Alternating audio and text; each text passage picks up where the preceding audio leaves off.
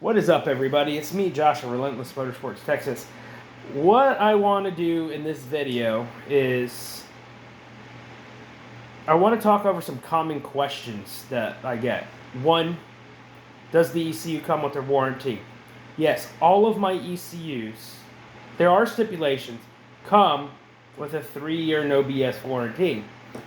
The stipulations of this factor, one of the biggest ones is if your ECU's been worked on prior by somebody other than me or my business, it's not covered. Meaning, if you tried to fix it yourself before sending it here and realized you couldn't do it, that baby's on you. There's ESD, you can static charge them, electrostatic discharge on the ECU if you're not in the right area. I use an ESD strap. A lot of times you guys see me making these videos, I actually have the ESD strap around my ankle. I can't work with it around my wrist. It drives me nuts. But I am grounded, so I can't have static electricity damage the circuit board. I don't know if you guys do that or the other shop you used before me or whatever did it. So the ECUs are as is if they've come in and they've been messed with prior. If they come in and they're OEM and it's just failing stuff, it's all original in there, 3-year warranty. Now, on the, and I say no BS because I do stand by my word and I stand by my work, but hear me out. If I can't just go off the premises of you getting your ECU back and saying, oh, it doesn't work. I've had some people say that.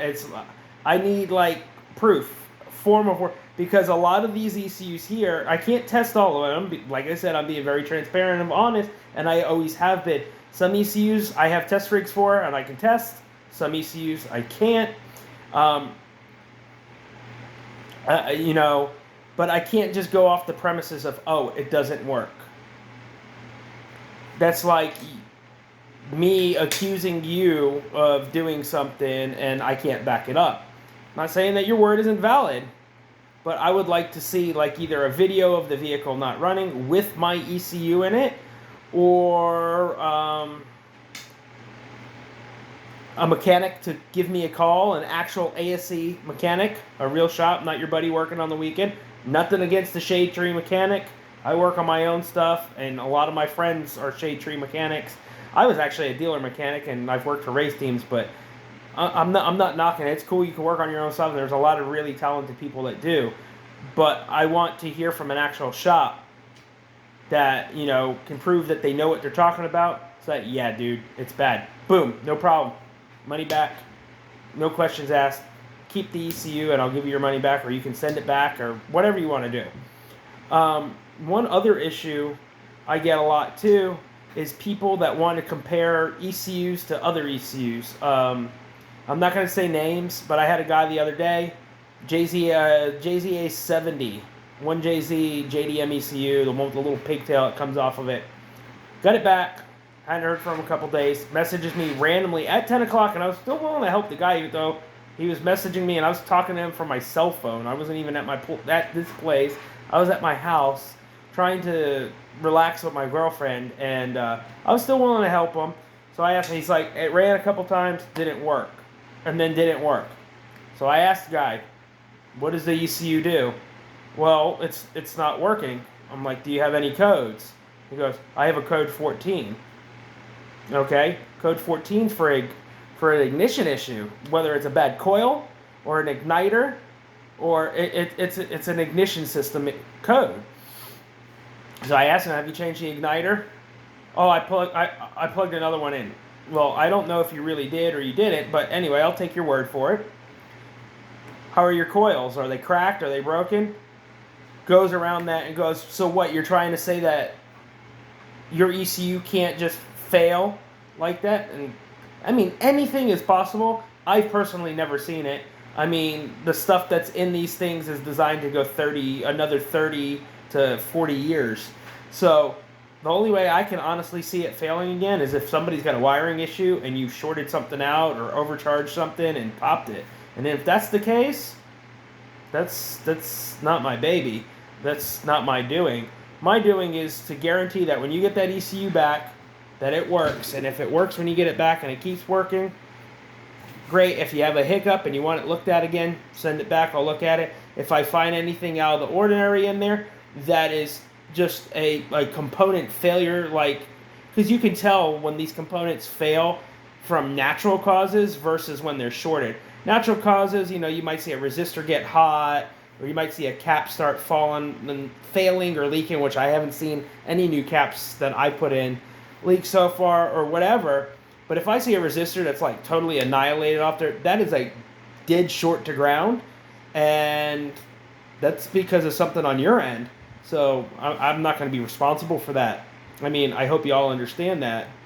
I'm willing to take the blame for the stuff I do, but I'm not taking blame for stuff I didn't do.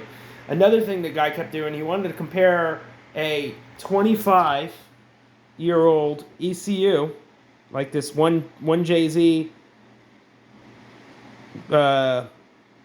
what's it called? Toyota Sora JZZ30 ECU. He wanted to compare an ECU that's actually older than this. It was the JZA70, the one with the pigtail on it, the version 1.1J ECU. He wanted to compare it to his ECU Masters Black. If you don't know, in theory, they're both ECUs. They both run the car. Yes, it would. If to the untrained person, that would be a clear sign. Like, if I didn't know better, I'd be like, yeah, my ECU that I got is screwed. But hear me out. The factory ECU, when it has code 14, it'll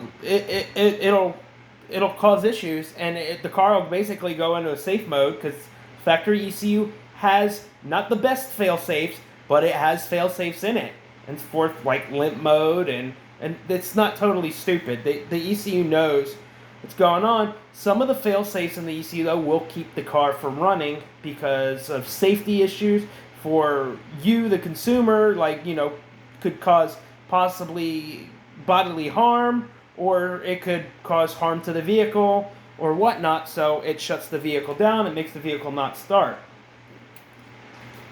The EMU Classic, or EMU or Haltech or anything, they have fail-safes, but they have to be programmed.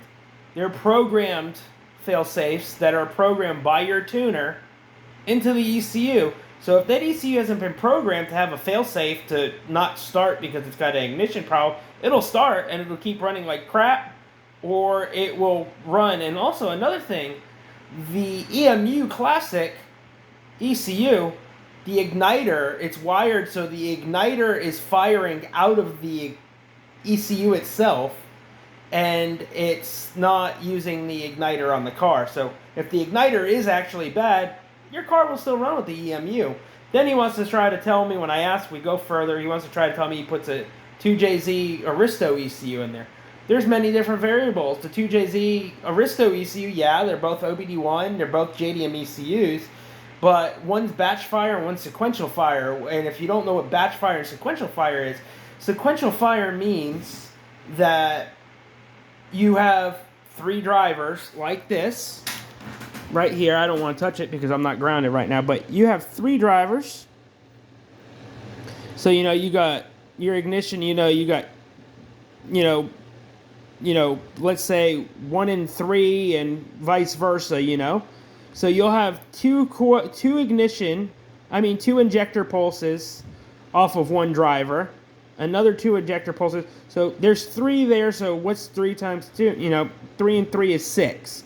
So there's your 6 injectors right there, versus a 2JZ GTE ECU, or even an ECU for like an SE300, which is, here's a 2JZ GTE ECU that somebody has absolutely annihilated, and some of these parts are on back order. So I tell the customer first if I can't get it, and then I give them the option if they want to use one. So I've taken it out of here. If you look, there's 1, 2, 3, 4, 5. There's another one back there. So there's 6. So there's 6 drivers that would theoretically be in this ECU. And those 6 drivers right there are assigned to 1 injector. So you have the 1J ECU where it's 1 driver for 2 injectors, versus that has 1 driver per injector. And that's the difference between batch and sequential fire. Some of the 1UZ ECUs have it like the earlier 1UZ ECUs are batch fire. They'll have 4 injector drivers, and each injector driver fires 2 cylinders. So, 4 and 4, common math, is 8.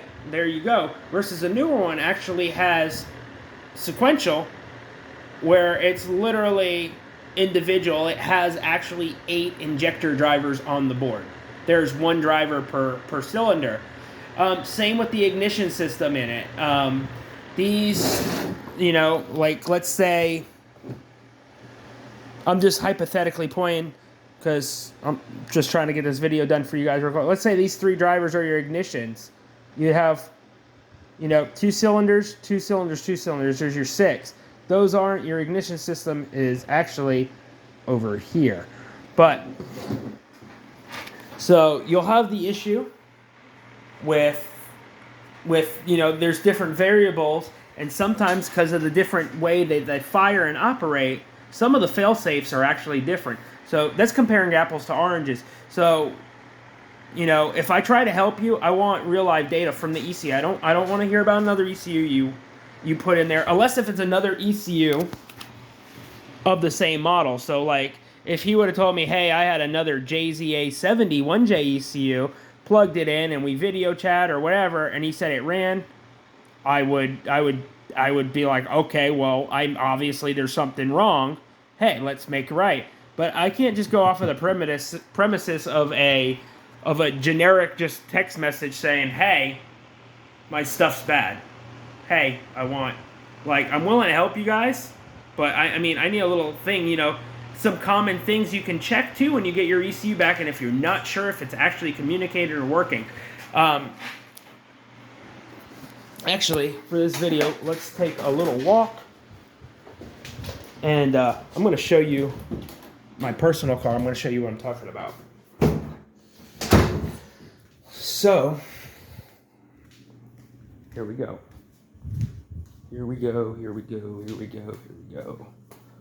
Let's go out to the garage here at Shop Relentless Motorsports Texas SC. Here's the Supra that I'm in the process of trying to build the motor for and whatnot. Currently, this GE is a piece of junk. It runs all right. It doesn't run that great. It has issues. I don't want to toss money into it because I'm building another motor.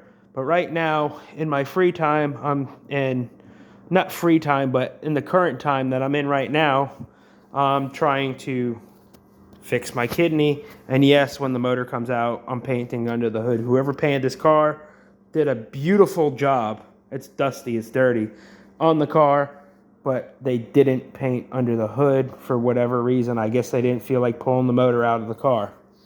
Anyway, now that that's out of the way, I'm going to show you guys something. I'm not going to start this car up because obviously garage door is closed. It's hotter than Satan's balls out here, and I don't feel like opening it considering this unit here, and there's another vent up there. It's climate controlled.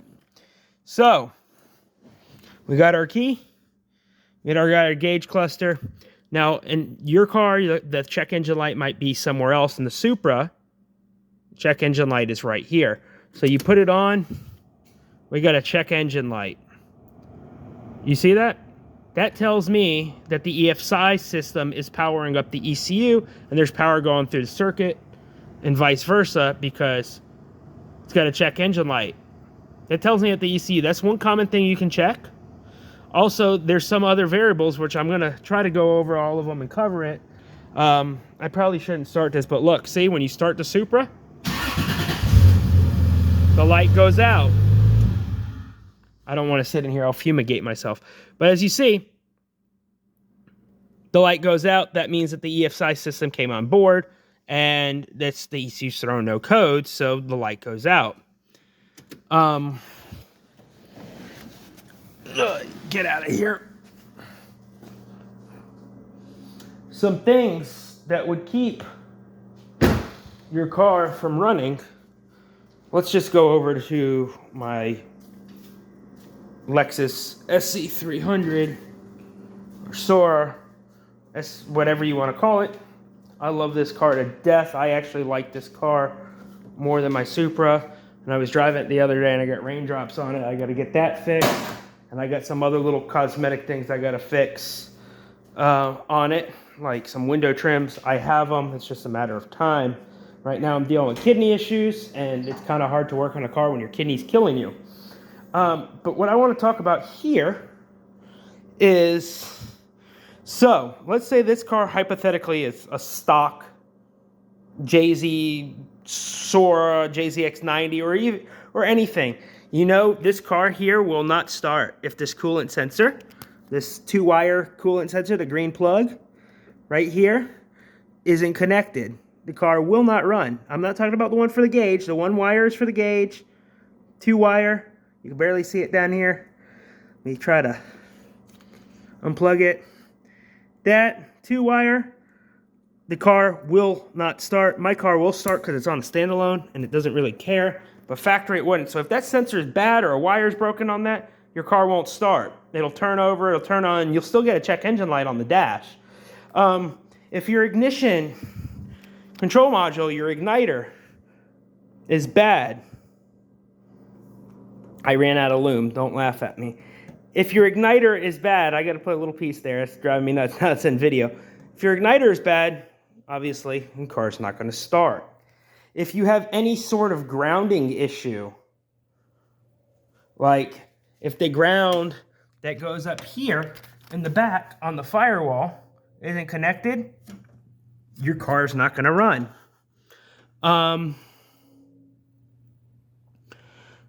What other issues could we talk about? Now, this is all hypothetical of what ECU you're on too. Well, granted, the ground, it needs a ground. If you don't have your chassis grounds hooked up, it could even be one on the intake manifold underneath. You're going to have issues. God, tomorrow I got to clean this up. Little chrome polish, guys. You guys can't see these water droplets are setting my OCD off.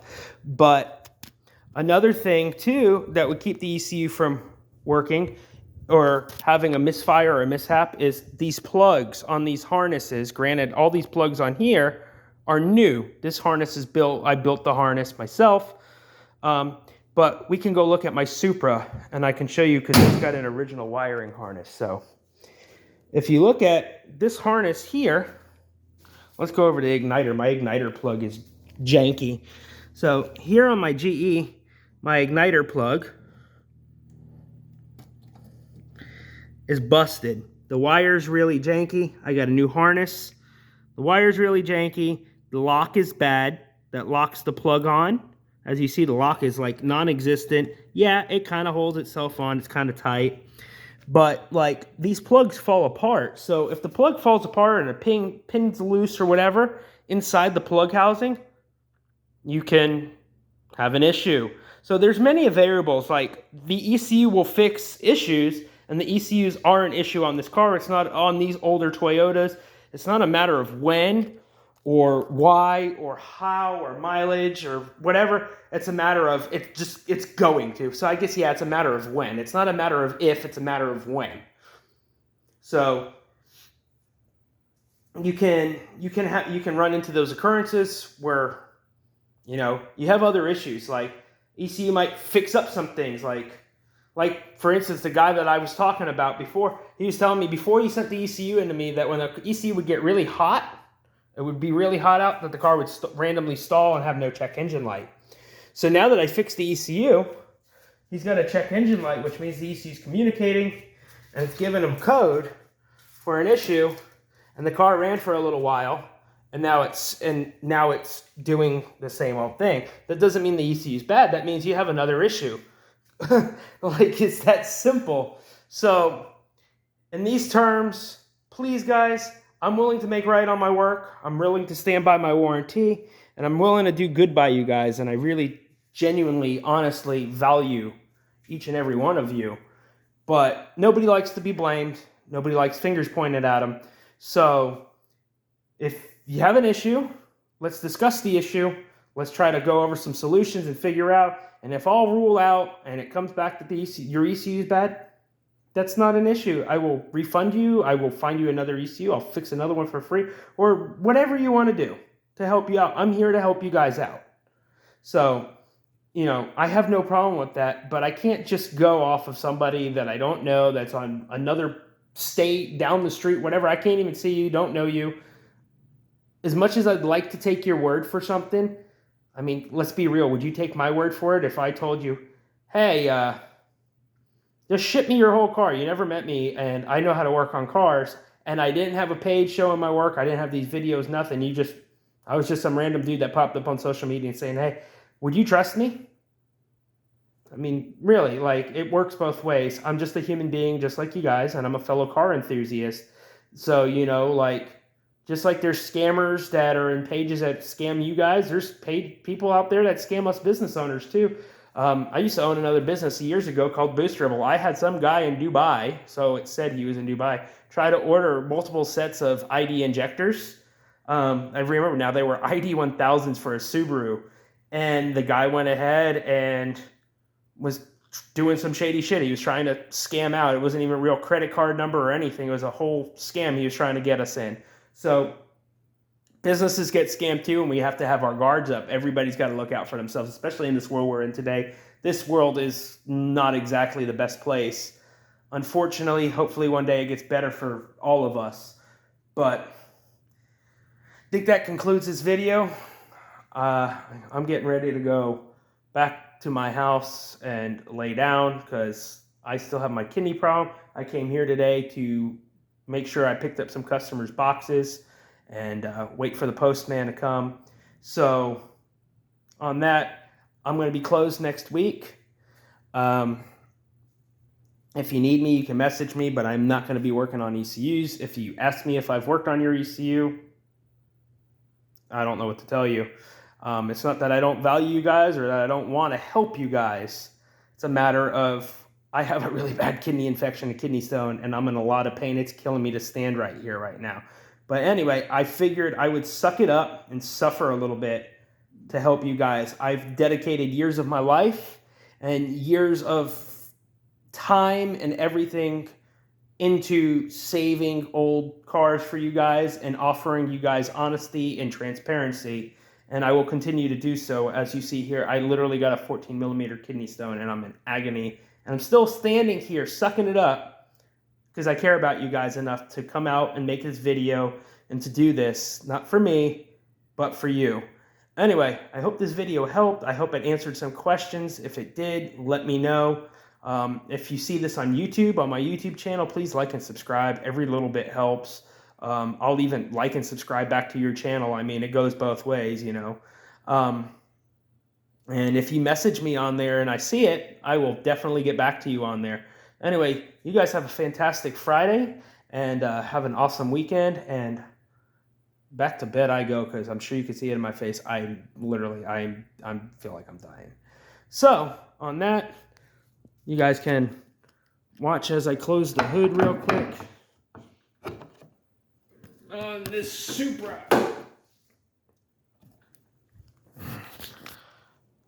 Close the hood. Look how dusty that thing is. Ugh, I need to wash it.